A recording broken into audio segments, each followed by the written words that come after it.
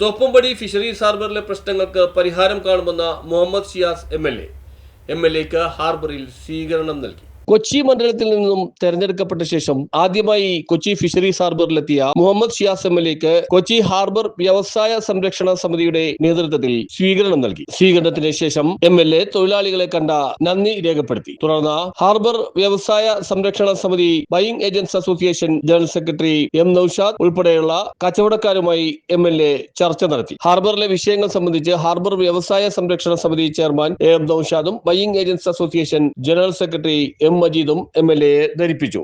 ഗില്ലറ്റുണ്ട്, പേഴ്സിനെറ്റ് ഉണ്ട്, അതേപോലെ തന്നെ ലോങ് ലൈൻ. ഗില്ലറ്റിന് തന്നെ രണ്ട് അവസ്ഥ ഉണ്ട്, ലോങ് ലൈനും ഗില്ലറ്റും.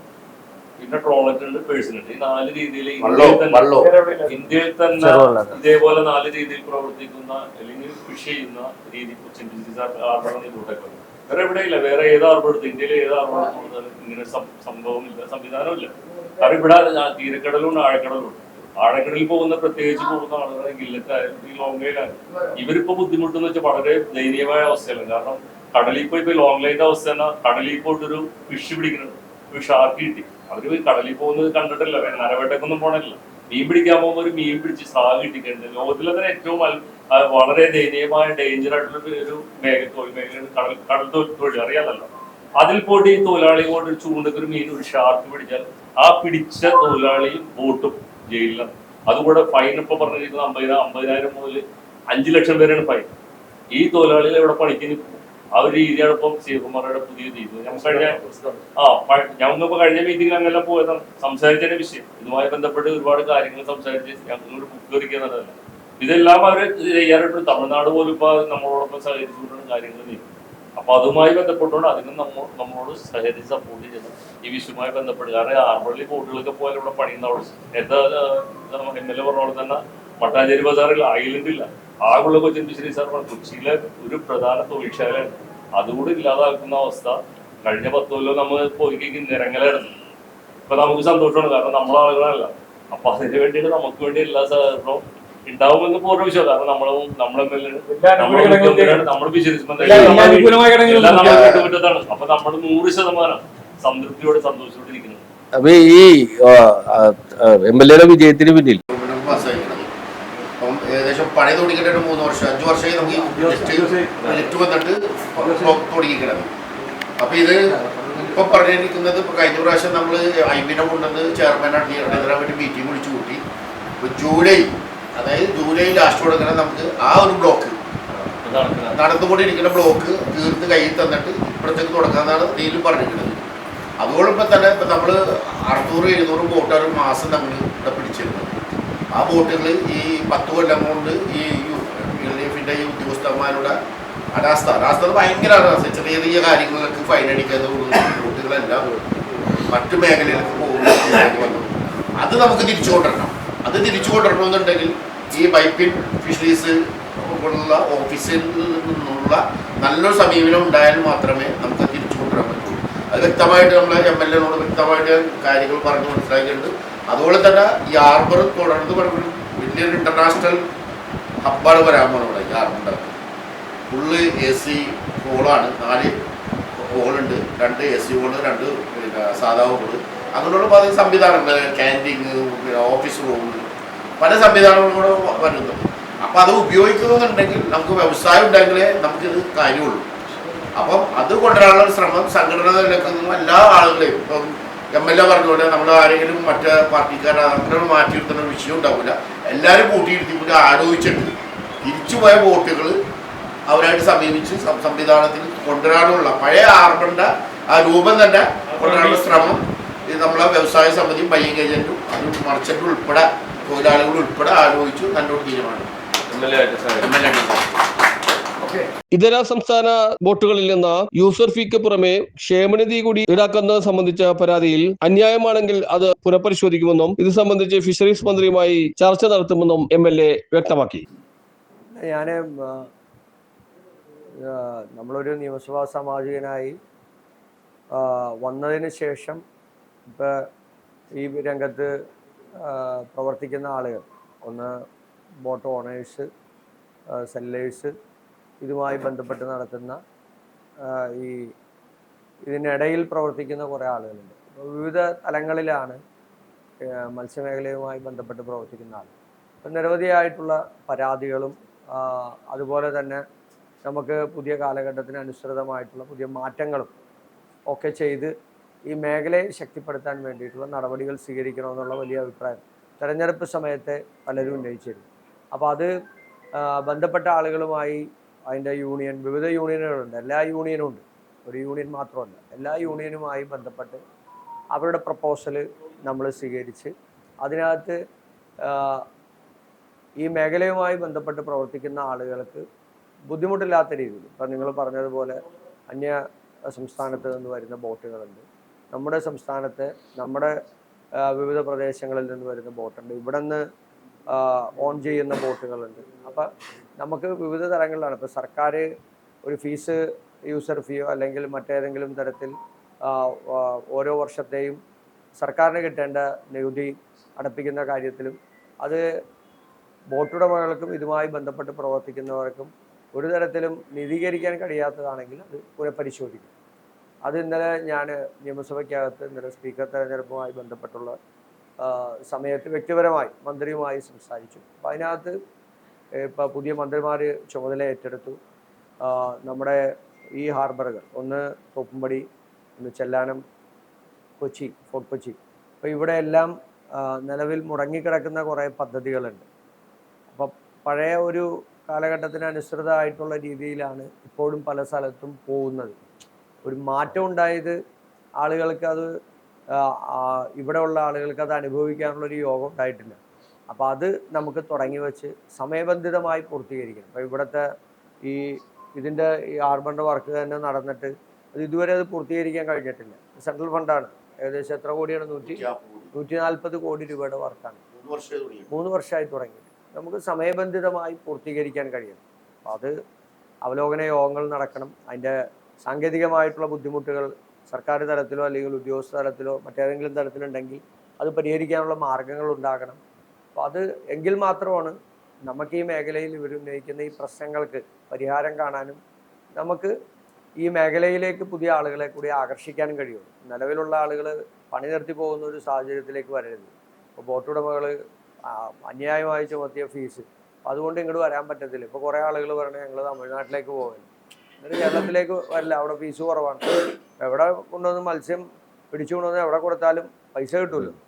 അപ്പോൾ അത് ഒരു മത്സ്യബന്ധനവും അതിൻ്റെ വിപണനവും അതിൻ്റെ പിന്നീടുള്ള അതിൻ്റെ റിസൾട്ടും ഒക്കെ നമ്മുടെ സ്റ്റേറ്റിന് കൂടി അവകാശപ്പെട്ടാണ്. അതുകൊണ്ട് അത് ഈ മേഖലയെ ശക്തിപ്പെടുത്താൻ തീരദേശത്തെ മത്സ്യത്തൊഴിലാളികളായിട്ടുള്ള ആളുകൾ, അതുമായി ബന്ധപ്പെട്ട് പ്രവർത്തിക്കുന്നവർക്കും കൂടുതൽ അവർ ഉന്നയിക്കുന്ന ആവശ്യങ്ങൾ കൂടുതൽ പരിഗണിക്കാൻ സർക്കാർ തയ്യാറാണ്. അതിനകത്ത് ഇപ്പോൾ ഈ പറഞ്ഞതുപോലെ യൂസർ ഫീ കൂട്ടിയതുമായി ബന്ധപ്പെട്ടും അല്ലെങ്കിൽ പുതിയ നികുതി ചുമത്തിയതുമായി ബന്ധപ്പെട്ടുള്ള പരാതികളുണ്ടെങ്കിൽ ആ പരാതി പരിഹരിക്കാൻ, അത് കുറയ്ക്കാനും അത് ഇവരുമായി ചർച്ച ചെയ്ത് അതിനകത്തൊരു പരിഹാര മാർഗനിർദ്ദേശങ്ങൾ ഉണ്ടാക്കാൻ നമ്മൾ ശ്രമിക്കും. അതിനകത്ത് എല്ലാവരും ഉൾക്കൊണ്ട് നമ്മൾ ശ്രമിക്കും. അതുപോലെ തന്നെ പുതിയ കാലഘട്ടത്തിന് അനുസൃതമായ രീതിയിൽ ഹാർബറിനെ മാറ്റുമെന്നും എല്ലാ യൂണിയനുകളുമായും ഇത് സംബന്ധിച്ച് ചർച്ച ചെയ്യുമെന്നും MLA പറഞ്ഞു. ഒരു മാസം 600-ലേറെ ബോട്ടുകൾ, ഇതര സംസ്ഥാന ബോട്ടുകൾ പിടിച്ചിരുന്ന ഒരു ഹാർബറാണ് ഇപ്പോൾ ഇത്. പക്ഷെ ഇപ്പോൾ അത് 150-ൽ താഴെയായിട്ട് കുറഞ്ഞു. അത് നമുക്കറിയാം, കൊച്ചി പോലുള്ള ഒരു പ്രദേശത്ത് ഒരു തൊഴിൽ സ്ഥാപനം എന്ന് പറയാനായിട്ട് ഇപ്പം ഇത് മാത്രമേ ഉള്ളൂ. ഇതിൻ്റെ പ്രധാന കാരണം ഈ അന്യായമായ ഉദ്യോഗസ്ഥ പീഡനമാണ്. അതായത് ഈ ഇതര സംസ്ഥാന ബോട്ടുകളെ മാത്രം പിടിക്കുക, അവരിൽ നിന്ന് പിന്നെ ലക്ഷങ്ങൾ ഫൈൻ ഈടാക്കുക. അതായത് 2.5-3 ലക്ഷം രൂപയൊക്കെയാണ് ഫൈൻ ഈടാക്കുന്നത്. മാത്രമല്ല, അവർ പിടിച്ചെടുത്ത മത്സ്യം പൊതുലേലത്തിൽ വെച്ച് ആ കാശ് കണ്ടുകിട്ടുക. ഇതെല്ലാം കൊണ്ട് തന്നെയാണ് ഒരുപാട് ബോട്ടുകൾ ഇവിടെ നിന്ന് ഇത് ഒരു ശരിക്കും പറഞ്ഞത് ഒരു പർദീസാണ്. ആ പർദീസ് ഇപ്പൊ ഈ അവസ്ഥയിലായതിന്റെ കാരണം എന്താണ്? കഴിഞ്ഞ സർക്കാരിന്റെ കാലത്ത് പലപ്പോഴും ശ്രദ്ധയിൽപ്പെടുത്തിയിരുന്നെങ്കിലും ഇവിടുത്തെ തൊഴിലാളികളും കച്ചവടക്കാരും, പക്ഷെ ഒന്നും പരിഹാരം ഉണ്ടായിട്ടില്ല. ഈ സർക്കാരിന്റെ കാലത്ത് പ്രത്യേകിച്ച് അങ്ങ് MLA ആയി വന്ന സമയത്ത് അതിനൊരു മാറ്റം ഉണ്ടാകുമെന്ന് പ്രതീക്ഷിക്കാമോ? തീർച്ചയായിട്ടും ഉദ്യോഗസ്ഥ തലത്തിൽ അന്യായമായി ബോട്ടുടമകളെയും മത്സ്യത്തൊഴിലാളികളെയും നീതീകരിക്കാൻ കഴിയാത്ത രീതിയിലുള്ള നടപടികൾ സ്വീകരിക്കുന്നുണ്ടെങ്കിൽ അത് പാടെ ഒഴിവാക്കും. ഒരു കാരണവശാലും അതൊന്നും പ്രോത്സാഹിപ്പിക്കത്തില്ല. നമുക്കറിയാം, ഈ മേഖലയിൽ പ്രവർത്തിക്കുന്ന ആളുകളൊക്കെ വളരെ ബുദ്ധിമുട്ടാണ്. ഞാനിപ്പോൾ കഴിഞ്ഞ ഇതിനിടയിൽ തന്നെ ഞാൻ ഈ പറഞ്ഞതുപോലെ ലൈസൻസ് പുതുക്കുന്നതുമായി ബന്ധപ്പെട്ട് നിസ്സാര സമയത്തിൻ്റെ ഒരു ഡിഫറൻസാണ്. അത് വേണമെങ്കിൽ ഉദ്യോഗസ്ഥന്മാർക്ക് ഒരു ഫൈൻ ഈടാക്കി അത് വാങ്ങായിരുന്നു. അവരുടെ മത്സ്യം പോലും പിടിച്ചെടുത്ത് അത് പൊതുവിപണിയിൽ ലേലം ചെയ്ത് അവർക്കൊരു മാനസികമായി തളർത്തുന്ന ഒരു നടപടിയാണ് സ്വീകരിച്ചത്. അത് ഒരു കാരണവശാലും ഉണ്ടാവില്ല. അങ്ങനെയുള്ള ഒരു ഉദ്യോഗസ്ഥന്മാരും ഈ ഡിപ്പാർട്ട്മെൻറ്റിലും ഉണ്ടാവില്ല. അത് ഉറപ്പ് നൽകും. നമ്മൾ അത്തരത്തിൽ ചെയ്യുന്ന ആളുകൾ, സർക്കാരിൻ്റെ നിയമമുണ്ട്, ആ നിയമം അനുശാസിക്കുന്ന രീതിയിൽ പോകണം. അത് ബോധവൽക്കരണം ഈ തൊഴിലാളികൾക്കിടയിൽ നടത്തണം. കൃത്യമായ മോണിറ്ററിങ് സംവിധാനം ഉണ്ടാകണം. അങ്ങനെ ആരെങ്കിലും, ഇപ്പം നമുക്കറിയാം എത്ര ബോട്ടുകളാണ് ഉള്ളതെന്ന് നമുക്ക് ചോദിച്ചാൽ അറിയാൻ പറ്റും. അപ്പോൾ ഇതിൻ്റെ ലൈസൻസ് പുതുക്കുന്നതുമായി ബന്ധപ്പെട്ട കാര്യങ്ങൾ ചെയ്തിട്ടില്ലെങ്കിൽ അവരെ അറിയിക്കാനും അത് നോട്ടീസ് കൊടുക്കാനും സമയത്ത് അവരെ കൊണ്ട് ചെയ്യിപ്പിക്കാനൊക്കെ നമുക്ക് കഴിയും. അത് ശ്രമിക്കാതെ ഏതെങ്കിലും കുറച്ച് ദിവസങ്ങൾ മാറിപ്പോയാൽ, എന്തെങ്കിലും അസൗകര്യങ്ങൾ കൊണ്ട് മാറിപ്പോയാൽ അവരിൽ നിന്ന് വലിയ ഫൈൻ ഈടാക്കുന്ന ഒരു നടപടി അത് അന്യായമാണ്. അത് ഒരു കാരണവശാലും ഉണ്ടാകില്ല. അങ്ങനെ ഏതെങ്കിലും ഉദ്യോഗസ്ഥന്മാരൊക്കെ ശ്രമിക്കുകയാണെന്നുണ്ടെങ്കിൽ അത് കൃത്യമായ നടപടി ആ ഉദ്യോഗസ്ഥന്മാർക്കെതിരായി സ്വീകരിക്കും. നമ്മുടെ സംസ്ഥാനത്തെ വിവിധ ഡിപ്പാർട്ട്മെൻറ്റുകൾ, ഫിഷറീസ് ആണെങ്കിലും അവർക്ക് അവരുടേതായ ഡ്യൂട്ടി ഉണ്ട്. ആ ഡ്യൂട്ടി അവർ നിർവഹിച്ചില്ലെങ്കിൽ നമ്മൾ അവരോടത് ചോദിക്കും, എന്തുകൊണ്ട് നിങ്ങളിത് ചെയ്യുന്നില്ല എന്നുള്ളത്. അപ്പോൾ അവരുടെ ഉത്തരവാദിത്വ ബോധം കുറേ കൂടി നമ്മൾ നിർവഹിക്കും. മാസം 1-ാം തീയതിയോ 2-ാം തീയതിയോ ശമ്പളം വാങ്ങി പോകുന്ന എന്ത് വന്നാലും ഞങ്ങൾക്കൊരു കുഴപ്പമില്ല എന്നുള്ള രീതിയിലേക്കുള്ള ആ ഒരു രീതി നമ്മൾ ഇതിനകത്ത്, ഈ സർക്കാർ അതിനകത്ത് കുറേ കൂടി മെച്ചപ്പെട്ട് ജനങ്ങൾക്ക് ഉപകാരപ്രദമാവുന്ന രീതിയിൽ മെച്ചപ്പെട്ട ഉദ്യോഗസ്ഥന്മാരെ കൊണ്ടുള്ള പ്രവർത്തനങ്ങൾ കുറേ കൂടി നന്നാക്കും. അതുപോലെ തോപ്പുംപടി, ചെല്ലാനം, ഫോർട്ട് കൊച്ചി ഹാർബറുകളിൽ പൂർത്തിയാകാത്ത പദ്ധതികൾ സമയബന്ധിതമായി പൂർത്തിയാക്കും. സാങ്കേതിക പ്രശ്നങ്ങൾ ഉണ്ടെങ്കിൽ അത് പരിഹരിക്കാനുള്ള നടപടി സ്വീകരിക്കും. മത്സ്യമേഖലയെ ശക്തിപ്പെടുത്തുവാൻ ശ്രമിക്കും. എല്ലാവിധ പരാതികളും പരിഹരിക്കാനുള്ള ശ്രമം ഉണ്ടാകുമെന്നും MLA പറഞ്ഞു. ഹാർബർ MLA തന്നെ പറഞ്ഞു, കഴിഞ്ഞ ഏതാണ്ട് 3 വർഷത്തേക്കാളായി ഇതിന്റെ നിർമ്മാണ പ്രവർത്തനങ്ങൾ, നവീകരണ പ്രവർത്തനങ്ങൾ ആരംഭിച്ചിട്ട്. ഹൈബീഡന്റെ പിന്നെ MPയുടെ ശ്രമഫലമായിട്ട് ആണ് 140 കോടി, അത് ഇപ്പം 167 അല്ലേ, അങ്ങനെ ഇത്രയും കോടി 5 വർഷമായി ഇത്രയും കോടി രൂപ ഇവിടെ ബഡ്ജറ്റിൽ പ്രഖ്യാപിച്ച് പ്രവർത്തനം ആരംഭിച്ചെങ്കിലും വളരെ ലാഗിങ് ആണ്. ഇപ്പോൾ MP ഉണ്ട്, മുഖ്യമന്ത്രി നമ്മുടെ ജില്ലയിൽ നിന്നുള്ള ആളാണ്. MLA വളരെ ഉത്തരവാദിത്തപ്പെട്ട ഒരു വ്യക്തിയാണ്, DCC പ്രസിഡന്റ് കൂടിയാണ്. ആ സാഹചര്യത്തിൽ ഇതിന്റെ വേഗതയിലാക്കി ഉടൻ തന്നെ, അതായത് എനിക്ക് ഈ വർഷം തന്നെ പൂർത്തീകരിക്കാനുള്ള, ഒരു ഭാഗമെങ്കിലും പൂർത്തീകരിക്കാനുള്ള സംവിധാനം ഉണ്ടാക്കും. അല്ല, സെൻട്രൽ ഫണ്ട് ഉപയോഗപ്പെടുത്തിയിട്ടാണ് ചെയ്യുന്നത്. അത് ഞാൻ MP-യുമായി ബന്ധപ്പെട്ട ഉദ്യോഗസ്ഥന്മാരുമായി ഇരുന്ന് മന്ത്രിയുമായി നമുക്ക് ഇതിൻ്റെ ഒരു മൊത്തത്തിലൊരു അവലോകനം, നിലവിലുള്ള നിർമ്മാണ പ്രവർത്തനങ്ങൾ, നിലവിലുള്ള നിയമങ്ങൾ കൊണ്ടുണ്ടാകുന്ന ബുദ്ധിമുട്ടുകൾ, അത് പരിഷ്കരിക്കേണ്ട മാർഗങ്ങൾ, ഇതിനെക്കുറിച്ചിട്ട് ഞാൻ പറഞ്ഞല്ല, എല്ലാ ആളുകളെയും വിളിച്ചു ചേർത്ത്, ഒരാളെ പോലും നമ്മൾ അതിനകത്ത് ഒഴിവാക്കില്ല, എല്ലാവരെയും വിളിച്ചു ചേർത്ത് അവർക്ക് പറയാനുള്ള അഭിപ്രായങ്ങൾ കേട്ട് അത് തൊഴിലാളികൾക്ക് അനുകൂലമായിട്ടുള്ള നിലപാടുകൾ സ്വീകരിക്കാൻ നിർമ്മാണ പ്രവർത്തനങ്ങൾ, ഇപ്പോൾ ഈ ഹാർബറിൻ്റെ നിർമ്മാണ പ്രവർത്തനങ്ങൾ അത് അടിയന്തിരമായി പൂർത്തീകരിക്കാൻ നമ്മൾ ഈ സർക്കാർ വരുന്നതിന് മുമ്പ് അന്ന് പ്രതിപക്ഷ നേതാവായിരുന്നു, ഇന്ന് മുഖ്യമന്ത്രിയായ VD സതീശൻ പറഞ്ഞത്, നമ്മളൊരു നിർമ്മാണ പ്രവർത്തനം ആരംഭിച്ചു, അത് 6 മാസം കൊണ്ട് അല്ലെങ്കിൽ 1 വർഷം കൊണ്ട് പൂർത്തീകരിക്കേണ്ട നിർമ്മാണ പ്രവർത്തനങ്ങളാണെങ്കിൽ അനന്തമായി അത് നീണ്ടുപോകുന്ന സാഹചര്യം ഉണ്ടായാൽ അതിന് ഉദ്യോഗസ്ഥന്മാരും മറുപടി പറയേണ്ടി വരും. അതിന് അവർക്കൊരു അക്കൗണ്ടബിലിറ്റി ഉണ്ട്. ആ അക്കൗണ്ടബിലിറ്റി അവരെ കൊണ്ട് നമ്മൾ ചെയ്യിപ്പിക്കും. എന്തുകൊണ്ടാണ്? ജനപ്രതിനിധികളുടെ, തൊഴിലാളികളുടെ അല്ലെങ്കിൽ മറ്റേതെങ്കിലും ആളുകളുടെ എന്തെങ്കിലും ഇടപെടൽ കൊണ്ടാണ് അത് പൂർത്തീകരിക്കാൻ കഴിയാത്തത്. അത് അവരുമായി സംസാരിച്ച് സമയബന്ധിതമായ വിഷയങ്ങൾക്ക് പരിഹാരം ഉണ്ടാകും. അല്ലാതെ മുൻകാലഘട്ടങ്ങളിലേതുപോലെ ഒരു വർക്ക് ടെൻഡർ ചെയ്ത് 6 മാസം കൊണ്ട് പൂർത്തീകരിക്കേണ്ട വർക്ക് 6 കൊല്ലം കൊണ്ട് പൂർത്തീകരിച്ച് അത് 50 ലക്ഷം രൂപയാണ് ചിലവുണ്ടായിരുന്നെങ്കിൽ അത് പിന്നീട് പൂർത്തീകരിച്ച് കഴിയുമ്പോൾ അത് പിന്നീട് 2, 3, 4 കോടി രൂപയാകുമ്പോൾ അതിൻ്റെ ആ ഒരു പ്രൈസ് ഹൈക്ക് എന്ന് പറയുന്നത് അതിനാവിലും നികുതി പണമാണ്, സാധാരണക്കാരൻ്റെ പണമാണ്. അപ്പോൾ അത് ആരെങ്കിലും ആ രീതിയിൽ മനഃപൂർവ്വം അത് വൈകിപ്പിച്ചിട്ടുണ്ടെങ്കിൽ ആ ഉദ്യോഗസ്ഥന്മാർക്കെതിരായി കർശനമായ നടപടി സ്വീകരിക്കും. അത് ഈ സർക്കാരിൻ്റെ പോളിസിയാണ്. അത് തുടക്കത്തിലെ തെരഞ്ഞെടുപ്പ് സമയത്ത് നമ്മളത് എല്ലാവരോടും പറഞ്ഞിരുന്നു. അപ്പോൾ അതുകൊണ്ട് ഏതെങ്കിലും പ്രവർത്തനങ്ങൾ മുടങ്ങിക്കിടക്കുന്നുണ്ടെങ്കിൽ അത് സമയബന്ധിതമായി പൂർത്തീകരിക്കും. നമ്മൾ നോക്കി ഈ മീറ്റിംഗ് കഴിഞ്ഞ് എത്ര സമയം കൊണ്ട് ഇത് പൂർത്തീകരിക്കണം, ടൈം ബൗണ്ടായിട്ട് ദിവസം വെച്ച് കൗണ്ട് ഡൗൺ ആക്കി നമുക്ക് ഈ വർക്ക് പൂർത്തീകരിക്കും.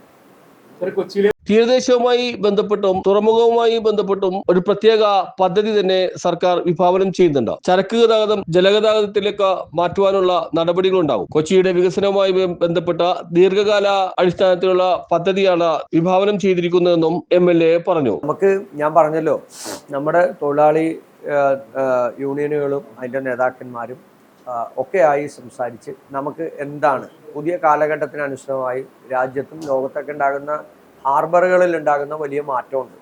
ആ മാറ്റങ്ങൾ നമ്മുടെ ഇവിടെയും വേണം. ഈ മേഖല എത്ര കാലഘട്ടമായി ഈ മേഖല ഫോർട്ട് കൊച്ചി പോലെയുള്ള ഒരു പ്രദേശത്ത് ഏറ്റവും അധികം മത്സ്യത്തൊഴിലാളികളും മത്സ്യബന്ധന മേഖലയുമായി ബന്ധപ്പെട്ട് പ്രവർത്തിക്കുന്ന എത്ര സംരംഭങ്ങളുണ്ട്. വിദേശ രാജ്യങ്ങളിലേക്ക് പോലും പോകുന്ന മത്സ്യങ്ങൾ, ആ നമുക്ക് കിട്ടുന്ന റവന്യൂ ആണത്. വിദേശ രാജ്യങ്ങളിലേക്ക് പോകുന്ന ഈ മത്സ്യസമ്പത്ത്, അതിൽ നിന്ന് കിട്ടുന്ന ഒരു വലിയ റവന്യൂ ഉണ്ട്. ആ റവന്യൂ അത് കുറേ കൂടി മെച്ചപ്പെടുത്താൻ, അത് നമ്മുടെ ആളുകൾക്ക് അത് കൂടുതൽ ഗുണമുണ്ടാക്കാനും അതൊരു ലൈഫ് സ്റ്റൈലിൻ്റെയും കൂടി ഒരു മാറ്റം കൂടിയാണ്.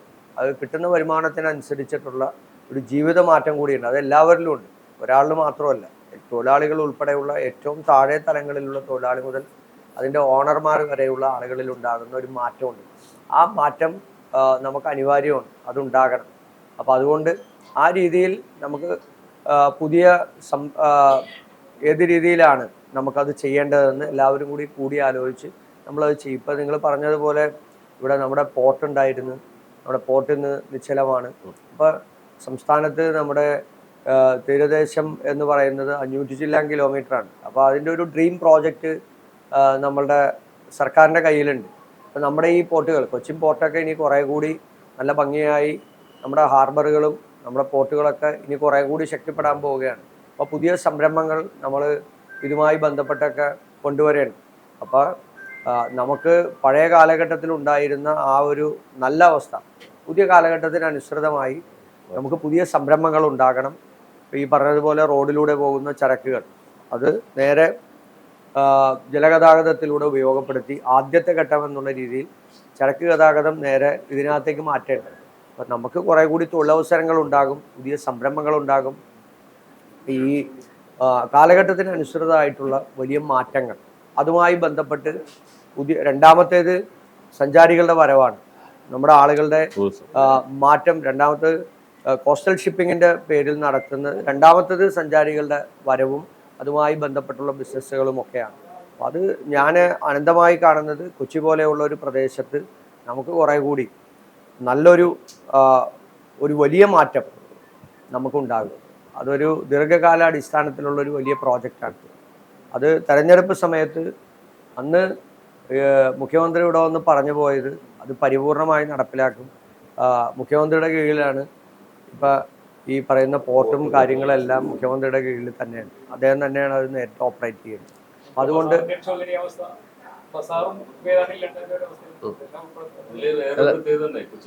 ഹാർബറിലെ നിർമ്മാണ പ്രവർത്തനങ്ങൾ ഇഴഞ്ഞു നീങ്ങുന്നതുമായി ബന്ധപ്പെട്ട MPയുമായും മന്ത്രിയുമായും ചർച്ച നടത്തി നിലവിലെ നിർമ്മാണ പ്രവർത്തനങ്ങൾ വേഗത്തിലാക്കുന്നതിനുള്ള നടപടി സ്വീകരിക്കും. അടിയന്തരമായി പൂർത്തിയാക്കാനുള്ള നടപടിയുണ്ടാവും. ഇതുമായി ബന്ധപ്പെട്ടുള്ള യോഗങ്ങൾ ചേരും. നിർമ്മാണ പ്രവർത്തനങ്ങൾ അനന്തമായി നീണ്ടുപോകുന്നത് അംഗീകരിക്കുവാൻ കഴിയില്ലെന്നും സമയബന്ധിതമായി വിഷയങ്ങൾക്ക് പരിഹാരമുണ്ടാക്കുവാൻ ശ്രമിക്കുമെന്നും MLA പറഞ്ഞു. മുഖ്യ പങ്കുവഹിച്ചിട്ടുണ്ട്. തീർച്ചയായിട്ടും ഞാൻ കുറേ പ്രശ്നങ്ങൾ ഇവർക്കുണ്ടായിരുന്നു. സ്വാഭാവികമായും പുതിയൊരു സർക്കാരും പുതിയ ആളുകളും വരുമ്പോൾ അത് മനസ്സിലാക്കി പ്രവർത്തിക്കും എന്നുള്ളതിൻ്റെ ഒരു വിശ്വാസം അവർക്കുണ്ടായി. അതുകൊണ്ട് പരിപൂർണമായി അവർ നമ്മളോടൊപ്പം പോയിരുന്നു. രാഷ്ട്രീയം മറന്ന് നമ്മളോടൊപ്പം നിന്നാണ്. തീർച്ചയായിട്ടും അതനുസരിച്ച് രാഷ്ട്രീയം മറന്ന് എല്ലാവരോടൊപ്പം ഒരു ജനപ്രതിനിധി എന്നുള്ള രീതിയിൽ ഞാനുണ്ടാകും. അതുപോലെ ഈ ഹാർബർ വ്യവസായ സംരക്ഷണ സമിതിയുടെ നേതൃത്വത്തിൽ വലിയ ചെയർമാനെ നൗഷാദ് സാഹിബ് ഉൾപ്പെടെയുള്ള ആളുകൾ വളരെ ഈ ഹാർബർ മാത്രം കേന്ദ്രീകരിച്ചല്ലായിരുന്നു MLAയുടെ വിജയത്തിന് വേണ്ടി, അല്ലാതെ ആളുടെ പ്രവർത്തനം അതിനെ എങ്ങനെയാണ് നോക്കിക്കാണുന്നത്? എല്ലാവരും ഇപ്പം ഇവർ നൗഷാദിക്കാണെങ്കിലും എല്ലാവരും ഇവിടെ ഇരിക്കുന്ന ഓരോരുത്തരും അവരുടെ വ്യക്തിപരമായിട്ടുള്ള എല്ലാ ബന്ധങ്ങളും ഉപയോഗപ്പെടുത്തിയിട്ടാണ് ഈ തെരഞ്ഞെടുപ്പ്. നിങ്ങൾക്കറിയാലോ, കഴിഞ്ഞ 10 വർഷക്കാലം UDFനൊരു ജനപ്രതിനിധി ഇല്ലാതിരുന്ന ഒരു നിയോജകമണ്ഡലം. എന്നാൽ UDFന് ഏറ്റവും കൂടുതൽ ബേസ് വോട്ടുള്ള ഒരു സ്ഥലം കൂടിയാണ്. പല സംഘടനാപരമായിട്ടുള്ള പ്രശ്നങ്ങൾ കൊണ്ടും തെരഞ്ഞെടുപ്പ് സമയത്തുണ്ടാകുന്ന അഭിപ്രായ വ്യത്യാസങ്ങൾ കൊണ്ടൊക്കെയാണ് നമുക്ക് ആ പരാജയം ഉണ്ടായത്.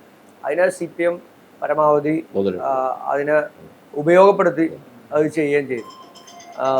ഈ തവണ അങ്ങനെ ചെയ്യാനായിട്ടുള്ള ഒരു അന്തരീക്ഷം നമ്മളായിട്ട് സൃഷ്ടിച്ചില്ല. എല്ലാവരും ഒറ്റക്കെട്ടായിരുന്നു, ഒരുമിച്ച് നിന്ന്. അഭിപ്രായ വ്യത്യാസങ്ങളെല്ലാം ഉണ്ടായിരുന്നെങ്കിൽ എല്ലാവരുമായിട്ട് സംസാരിച്ച് നമ്മൾ കാര്യങ്ങൾ പറഞ്ഞു ബോധ്യപ്പെടും.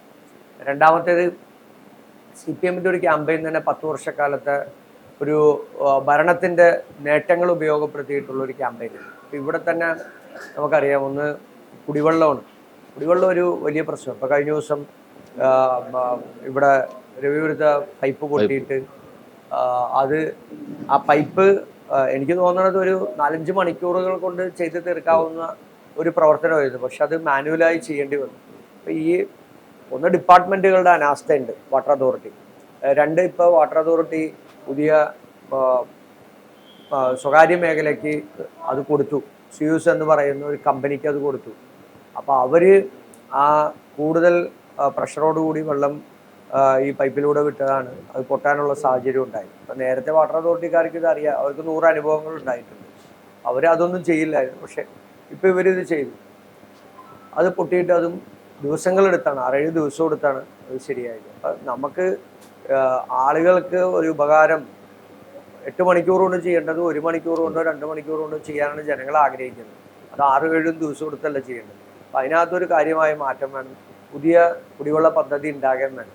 ഈ വരുന്ന പൈപ്പിലൂടെ ഇപ്പം പമ്പ് ചെയ്യുന്ന വെള്ളം കൊടുത്താൽ ഇതെങ്ങും എത്തത്തില്ല. എനിക്ക് തോന്നുന്നത് ഒരു ദിവസം 80-90 MLD വെള്ളം കൊച്ചിക്ക് വേണം, കൊച്ചിക്ക് മാത്രമായിട്ട് വേണം. ഇപ്പം ആകെ കിട്ടുന്നത് 18 MLD 36 MLD വെള്ളമാണ് മൊത്തം രാവിലെയും വൈകുന്നേരമായിട്ട് നമുക്ക് ഇവിടെ കിട്ടുന്നത്. അപ്പം നമുക്ക് പുതിയ പൈപ്പ്, പുതിയ പദ്ധതി വരും. ഇപ്പം 190 MLD ലോകബാങ്കിൻ്റെ ഒരു പദ്ധതി, അത് ആലുവയിൽ നിന്നാണ് പമ്പിങ് തുടങ്ങുന്നത്. അതിൻ്റെ പദ്ധതിയുടെ കഴിഞ്ഞ ദിവസം മുഖ്യമന്ത്രിയും അതുപോലെ തന്നെ ജലവിഭവ വകുപ്പ് മന്ത്രിയൊക്കെ ആയിട്ട് ഞങ്ങൾ സംസാരിച്ചു. ആ പദ്ധതി അതിൻ്റെ സാങ്കേതികമായിട്ടുള്ള അനുമതി ആവുന്നുള്ളൂ. അപ്പോൾ അതിന് അഡ്മിനിസ്ട്രേറ്റീവ് സാങ്ഷനും ടെക്നിക്കൽ സാങ്ഷനും ഫിനാൻഷ്യൽ സാങ്ഷനും കൊടുത്ത് നമുക്കിപ്പോൾ തന്നെ അത് തുടങ്ങാൻ വേണ്ടി, ഇപ്പോൾ ഈ നിയമസഭാ സമ്മേളനം ആരംഭിക്കുമ്പോൾ ഇത് ആലുവ, കളമശ്ശേരി, തൃക്കാക്കര, എറണാകുളം, കൊച്ചി ഇത്രയും സ്ഥലത്ത് ജനപ്രതിനിധികളും എല്ലാവരെയും വിളിച്ചു ചേർത്ത് അത് സ്പീഡാക്കാൻ യുദ്ധകാലാടിസ്ഥാനത്തിൽ ചെയ്യാൻ വേണ്ടിയിട്ടുള്ള നടപടികളാണ് ഞങ്ങൾ ആലോചിക്കുന്നത്. അപ്പോൾ അത് ആദ്യത്തെ പദ്ധതി അതാണ്, കുടിവെള്ള പദ്ധതി. അപ്പോൾ അതിനുവേണ്ടി അത് ചെയ്യുമ്പോൾ തന്നെ ചില പൈപ്പുകളെല്ലാം പഴയ കാലഘട്ടത്തിൽ ഇട്ടിരിക്കുന്ന പൈപ്പുകളാണ്. അപ്പോൾ ആ പൈപ്പുകളുടെ മാറ്റണം. ഇപ്പോൾ ഈ ജൽജീവൻ മിഷൻ്റെ പദ്ധതിയുമായി ബന്ധപ്പെട്ട് കോടിക്കണക്കിന് രൂപ അതിനുവേണ്ടി ചെലവഴിക്കുന്നു. കൊച്ചിയിൽ അത് നേരത്തെ ചെയ്യേണ്ടിയിരുന്നതാണ്. ആ പദ്ധതി എങ്ങും എത്തിയിട്ടില്ല. അതിൻ്റെ ഒരു പേപ്പർ വർക്കും നടത്തിയിട്ടില്ല, ഒന്നും ചെയ്തിട്ടില്ല. അപ്പോൾ അത് നമുക്ക് ആ പൈപ്പ് കൂടി മാറ്റണം. അപ്പോൾ ഇനി മഴക്കാലമാണ് വരാൻ പോകുന്നത്. നമുക്ക് വലിയ പ്രശ്നങ്ങളുണ്ട്. മഴക്കാലത്ത് ഇത് മാറ്റുക. ഇപ്പോൾ മഴക്കാലത്തിന് മുമ്പ് ഇത് മാറ്റി PWDയും അതുപോലെ തന്നെ വാട്ടർ അതോറിറ്റിയും അതിൻ്റെ ആ പൈസ വാട്ടർ അതോറിറ്റി അടച്ച് പൈപ്പിട്ട് ഉടനെ തന്നെ റോഡ് ആളുകൾക്ക് നന്നാക്കി കൊടുക്കാൻ വേണ്ടിയിട്ടുള്ള വേനലിൽ ചെയ്യേണ്ടതാണ് അതൊക്കെ. അത് ഉദ്യോഗസ്ഥരെ കൊണ്ട് അത് ചെയ്യിപ്പിക്കാനുള്ള ഉത്തരവാദിത്വം ജനപ്രതിനിധികൾക്കാണ്. അതിൻ്റെ പുറകെ നിന്ന്. പക്ഷെ അതൊക്കെ ലാഗ് ചെയ്ത് ഇനിയിപ്പോൾ മൺസൂൺ തുടങ്ങിയാണ്. ഈ സമയത്ത് ചെയ്യാനുണ്ടാകുന്ന ബുദ്ധിമുട്ട് എല്ലാവർക്കും അറിയാം. നമുക്ക് വെള്ളം വേണം. ആളുകളുടെ അടുത്ത് വെള്ളത്തിന് പൈപ്പിട്ട് റോഡ് കുളമായ ജനം പറയും, ഇത് നിങ്ങൾ എന്തുകൊണ്ട് ചെയ്തില്ല എന്ന് ചോദിച്ചാൽ നമ്മളത് മറുപടി പറയാനും കൂടി ബാധ്യസ്ഥയാണ്. റോഡ് നന്നാക്കി കൊടുക്കും. അപ്പോൾ അത് സമയബന്ധിതമായി നമുക്കത് ചെയ്യണം. അതിന് വേണ്ടിയിട്ടുള്ളൊരു തയ്യാറെടുപ്പ് കൂടി നമ്മൾ ഇതിനോടൊപ്പം തന്നെ നടത്തുന്നുണ്ട്. അത് നമ്മൾ വളരെ കൃത്യമായി, ഒന്ന് കുടിവെള്ളം, 2 ടെട്രാപാഡ്. അതിപ്പോൾ സാങ്കേതിക അനുമതികളൊന്നും ആയിട്ടില്ല, AS&DS ഒന്നും ആയിട്ടില്ല. മുഖ്യമന്ത്രി ഒന്ന് വെറുതെ രാഷ്ട്രീയ താല്പര്യം മുൻനിർത്തി, തെരഞ്ഞെടുപ്പ് മുൻനിർത്തി ഉദ്ഘാടനം ചെയ്തിട്ട് പോയുള്ളൂ. ഇനി അതിൻ്റെ ഫിനാൻഷ്യൽ സാങ്ഷനുമായി എല്ലാ സാങ്ഷനും കിട്ടിയ നിർമ്മാണ പ്രവർത്തനങ്ങൾ ആരംഭിക്കണം. അതിന് പണം കണ്ടെത്തണം. അതുകൂടി മുഖ്യമന്ത്രിയുടെ ശ്രദ്ധയിൽപ്പെടുത്തിയിട്ടുണ്ട്. ഈ വരുന്ന ബഡ്ജറ്റിൽ അക്കാര്യങ്ങളിലൊക്കെ ഈ ആരോഗ്യ മേഖല, ആശുപത്രികളുടെ ശോചനീയ അവസ്ഥ, അതും അതിൻ്റെ ഒരു പ്രോജക്റ്റ് കൂടി തയ്യാറാക്കി ഘട്ടഘട്ടമായിട്ടാണ്. അത് പെട്ടെന്ന് ചെയ്യുക എന്നുള്ളതല്ല. അത് ഏതൊക്കെ മേഖലകളിലാണ് ഡോക്ടർമാരുടെ സേവനങ്ങൾ, ഡിപ്പാർട്ട്മെൻറ്റുകളുടെ സേവനങ്ങൾ, അത് സ്ത്രീകളുടെയും കുട്ടികളുടെയും ആശുപത്രിയുണ്ട്, ഫോർട്ട് കൊച്ചിയും കരുവേലിപ്പടി ആശുപത്രിയുണ്ട്. നമുക്ക് ഇതൊക്കെ സമയബന്ധിതമായി അത് MP IB കൂടി അതിനകത്തൊരു വലിയ ഇനിഷ്യേറ്റീവ് ഉണ്ട്. നമുക്ക് സർക്കാരിൻ്റെ ഫണ്ടും CSR ഫണ്ട് കൂടി ഉപയോഗപ്പെടുത്തി ചെയ്യാവുന്ന എല്ലാ രീതിയിലും, ഇപ്പോൾ പോസ്റ്റ്മോർട്ടം, മോർച്ചറി, ഇതൊക്കെ വളരെ മോശമായ ഒരു സാഹചര്യമാണ്. മോർച്ചറി പോലും ഇല്ല. അല്ലേ മോർച്ചറി ഇല്ല, ഉണ്ട്, പക്ഷെ ഉണ്ട്, പക്ഷെ പ്രവർത്തനരഹിതമാണ് എല്ലാം. പോസ്റ്റ്മോർട്ടം ഇല്ല. അപ്പൊ ആ രീതിയിലേക്ക് നമുക്ക് ഈ ആശുപത്രി ആളുകളെ കൊണ്ടുവന്ന് ഉത്തരവാദിത്തപ്പെട്ട ഡോക്ടർമാർ അലംഭാവമില്ലാത്ത പ്രാഥമികമായിട്ട് ചെയ്യേണ്ടതാണ്. കാരണം അതുകൂടി വച്ച് നമ്മൾ നല്ല ഭംഗിയായി ഈ ആശുപത്രി ഏറ്റവും കൂടുതൽ ആളുകൾക്ക് ഉപകരിക്കപ്പെടേണ്ടത് അതാണ്. ചെല്ലാനം PHSC ഒക്കെ വെറുതെ പേരിന് മാത്രമേ ഉള്ളൂ, അത് നല്ല ഭംഗിയാക്കണം. ഒക്കെ ഏറ്റവും പാവപ്പെട്ടവരാണ്, അവർക്കൊരു ഉപകാരം കിട്ടേണ്ടത് ഈ സർക്കാർ ആശുപത്രിയാണ്. അത് ചെയ്തു തുടങ്ങും. കുമ്പളങ്ങി നല്ല തിരക്കുണ്ട്, പക്ഷെ സൗകര്യങ്ങളില്ല. അത് രാത്രി ഡോക്ടർമാരുടെ സേവനം കൂടി അവിടെ കുമ്പളങ്ങിയിൽ വേണമെന്ന് അവർ ആവശ്യപ്പെട്ടത്. അതുകൂടി നമ്മൾ ആരോഗ്യമന്ത്രിയോടുകൂടി പറഞ്ഞ് നമുക്കത് നല്ല ഭംഗിയായി നമ്മുടെ എല്ലാം. പിന്നെ ടൂറിസം, ഞാൻ ടൂറിസം മന്ത്രി PC വിശ്വനാഥുമായി സംസാരിച്ചു. അപ്പോൾ അദ്ദേഹത്തോട് തന്നെ ഇവിടെ ഈ പല ഫെസ്റ്റിവലിലൊക്കെ പങ്കെടുക്കാൻ വന്ന ആളുകൾ അവർ തന്നെ അദ്ദേഹത്തോട് പലപ്പോഴും പറഞ്ഞിട്ടുണ്ട്, നമ്മുടെ ഈ തോടുകളിൽ കുപ്പിയും ചെളിയും അതുപോലെ തന്നെ മാലിന്യങ്ങളെല്ലാം വന്ന് അടിഞ്ഞു കിടന്ന് വൃത്തിഹീനമായ സാഹചര്യങ്ങളുണ്ട്. നമ്മുടെ ബീച്ചുമായി ബന്ധപ്പെട്ടുള്ള വലിയ അസൗകര്യം, പബ്ലിക് ടോയ്ലറ്റുകൾ ഇല്ലാത്തത്, അതൊക്കെ അദ്ദേഹം എന്നോട് തന്നെ ഇങ്ങോട്ട് പറഞ്ഞു. ഞാൻ പറഞ്ഞേക്കാളും മുമ്പ് ഫോർട്ട് കൊച്ചിയിലെ ടൂറിസം രംഗത്തെ ശോചനീയാവസ്ഥ മന്ത്രി തന്നെ എന്നോട് ഇങ്ങോട്ട് പറഞ്ഞു. അപ്പോൾ അതിനൊരു വലിയ പരിഹാര മാർഗങ്ങൾ ഉണ്ടാകണം. അതിന് നല്ല പ്രോജക്റ്റ് സർക്കാരിനെ കൊണ്ട് കേന്ദ്ര സർക്കാരിൽ കൊടുത്ത് നമുക്കൊരു പ്രോജക്റ്റ് ഉണ്ടാക്കി കൊടുക്കലാണ് നമുക്ക് ഏറ്റവും ആദ്യം ചെയ്യേണ്ടത്. അത് നല്ല പ്രോജക്റ്റ് ഉണ്ടാക്കി കൊടുത്താൽ കേന്ദ്ര സർക്കാരിൽ നിന്ന് നല്ല ഫണ്ട് നമുക്ക് ലഭിക്കും. ഒന്ന് പൈതൃക ടൂറിസം ഉള്ള ഒരു പ്രദേശമാണ്.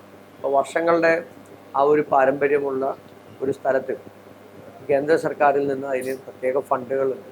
ആ ഫണ്ടുകൾ ഉപയോഗപ്പെടുത്തി ഇവിടെ കാലങ്ങളായി നടക്കാത്ത പദ്ധതികളും പ്രോജക്റ്റുകളും നമുക്ക് അതൊക്കെ തുടങ്ങി സമയബന്ധിതമായി നമുക്ക് അപ്പോൾ ഒരു MLA എന്നുള്ള രീതിയിൽ എനിക്ക് ഉറങ്ങാനും പറ്റില്ല, ഇരിക്കാനും പറ്റില്ല, നിൽക്കാനും പറ്റില്ല.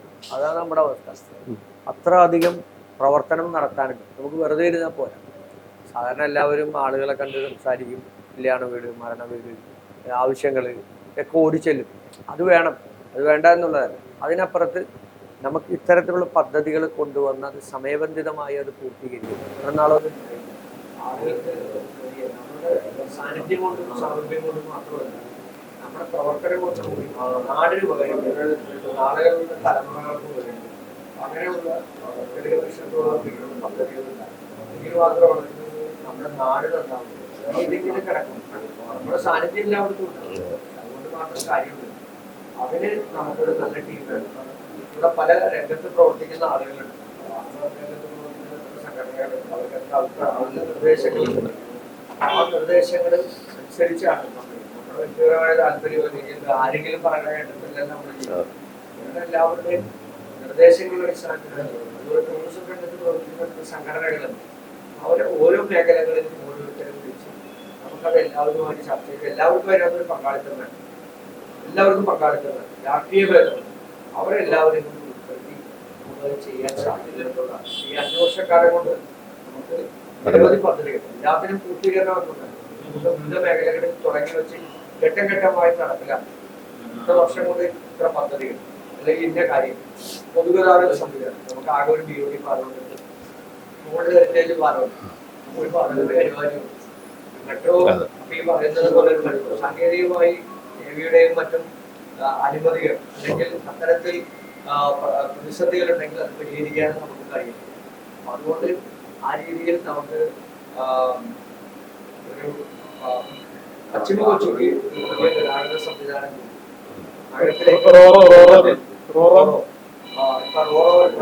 ഓടുന്നുള്ളൂ. അത് ഇന്നലെ ആ ഒരു 4 മണിക്കൂർ സ്തംഭിച്ചു. ഏജൻസിയാണ് ചെയ്യുന്നത്. നമുക്ക് അതും കൂടി ഒന്ന് പുനരാലോചിച്ച് ഏത് രീതിയിലാണ് നമുക്ക് ഇപ്പോൾ കൂടി തുടങ്ങിയിട്ടുണ്ട്. അപ്പൊ അതും കൂടി നോക്കണം. ജലഗതാഗത സംവിധാനം നമുക്ക് മാക്സിമം യൂട്ടിലൈസ് ചെയ്യാൻ സാധിക്കും. മാക്സിമം അതിന് നമുക്ക്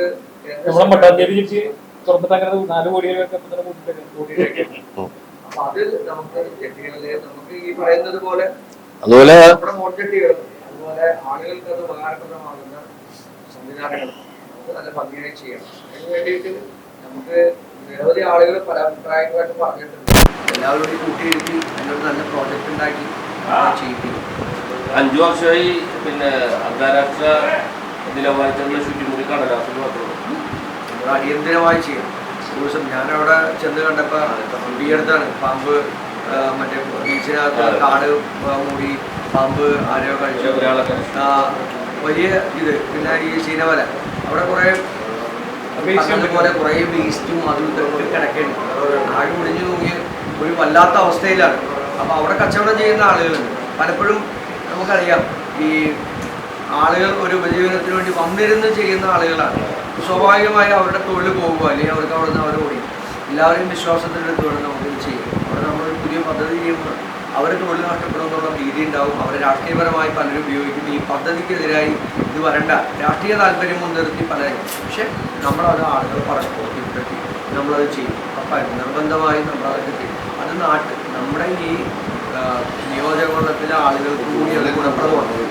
അവർക്ക് മാന്യമായി വന്ന് തൊഴിലെടുക്കാനും അഭിമാനത്തോടെ ജീവിക്കാനും കഴിയാവുന്ന നല്ല സാഹചര്യം ഉണ്ടാകും. അപ്പോൾ അതിനുകൂടി നമ്മളൊരു വലിയ ക്യാമ്പയിൻ അതിനുകൂടി നമ്മൾ ഇവിടെ എന്ത് നടന്നാലും 100% ഇവിടുത്തെ ആളുകളാണ് കച്ചവടക്കാർ.